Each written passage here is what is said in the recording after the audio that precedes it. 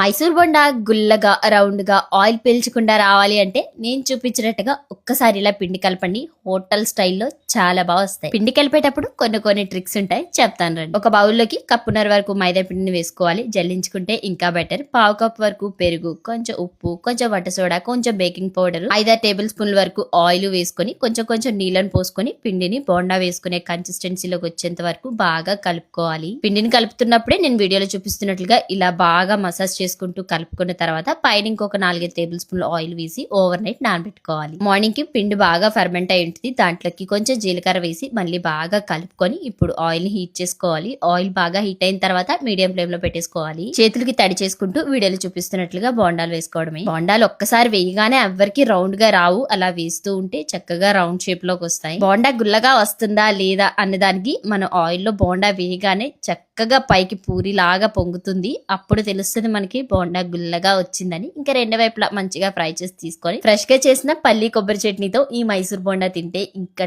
Taste next level. అసలు మీకు ఒకటి తెలుసా, మైసూర్ బోండాకి చట్నీ కాంబినేషన్ కన్నా ఆవకాయ పచ్చడిలో కొంచెం నీళ్లు కలిపి అలా జారుగా తింటే చాలా బాగుంటుంది. ఒక్కసారి ఇలా ట్రై చేయండి. రెసిపీ నచ్చితే లైక్ చేసి ఛానల్ ని సబ్స్క్రైబ్ చేసుకోండి.